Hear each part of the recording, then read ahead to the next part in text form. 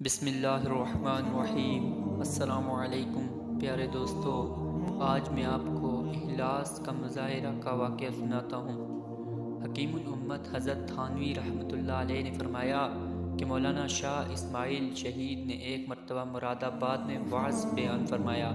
جب وعظ ختم ہو چکا اور لوگ چل دیے تو حضرت مولانا بھی تشریف لے چلے۔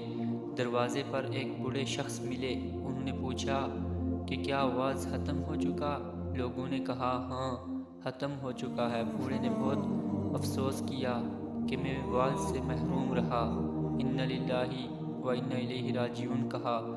حضرت مولانا نے فرمایا کہ تم افسوس نہ کرو، میں تمہیں بھی وعظ سنا دوں گا، اور لوگوں سے فرمایا کہ آپ لوگ جائیے اور بوڑھے شخص کو مسجد میں لے جا کر کل وعظ شروع سے اخیر تک جو پہلے بیان ہو چکا تھا پھر سے سنا دیا۔